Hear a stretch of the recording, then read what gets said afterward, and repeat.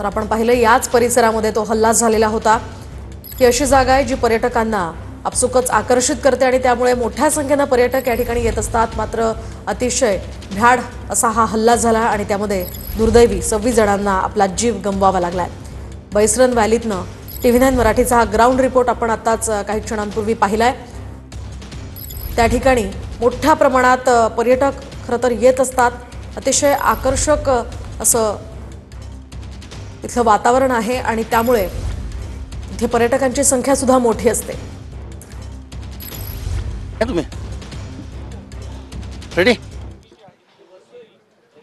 बैसरन व्हॅलीमध्ये ज्यावेळेला गोळीबार झाला त्यावेळेला अनेक पर्यटक हे या मैदानावर देखील होते, पण काही पर्यटक हे चहा नाश्त्यासाठी या बाजूलाच असलेल्या ही छोटी छोटी खरं तर ही हॉटेल्स आहेत, या हॉटेल्समध्ये देखील होती आणि ते खरं तर पर्यटक बचावले। मात्र सध्या इथली काय परिस्थिती आहे ही मी तुम्हाला दाखवतोय। खरं तर हे एखाद्या खेड्यातल्या छोट्या हॉटेलप्रमाणे हे चित्र पाहतोय। पाण्याच्या बाटल्या या ठिकाणी आहेत। दुसरं महत्त्वाचं म्हणजे फ्रीज हा इथला जो आहे तो असाच आहे, उघडाच आहे हा।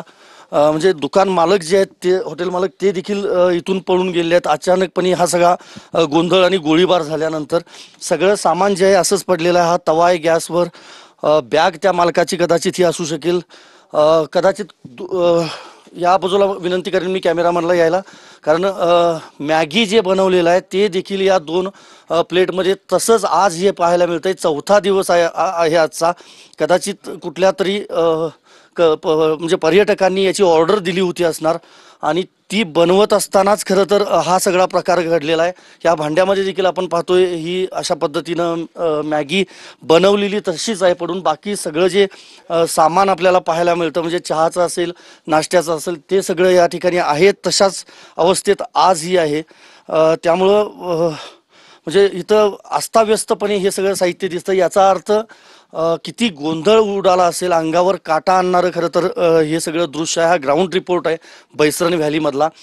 पर्यटकांसोबतच स्थानिक जे व्यावसायिक होते त्यांना देखील इथून पळून जावं लागलं अचानकपणे आणि त्यामुळे आता बैसरन व्हॅली पुन्हा कधी चालू होईल माहीत नाही। मात्र या व्यावसायिकांचा व्यवसाय जो आहे तो देखील आता पूर्णपणे ठप्प झाला आहे। व्हिडिओ जर्नलिस्ट विनोद कुमारसह मी संदीप राजगोळकर, TV9 मराठी, बैसरन व्हॅली, पहलगाम। अंदाज येऊ शकेल कशा पद्धतीचं हे वातावरण या ठिकाणी निर्माण झालेलं असेल, कशा पद्धतीची परिस्थिती असेल जेणेकरून त्या व्यावसायिकाला सुद्धा या ठिकाणाहून पळून जावं लागलं आहे। त्या परिस्थितीत त्या व्यावसायिकाला तिथून पळून जावं लागलं, त्यामुळे पर्यटकांवर काय भीती असेल त्याचा अंदाज आपल्याला हा रिपोर्ट पाहून येऊ शकतोय। पहलगामच्या बैसरन व्हॅलीतनं हा TV9 मराठीचा हा ग्राउंड रिपोर्ट आपण आताच काही क्षणांपूर्वी पाहिला।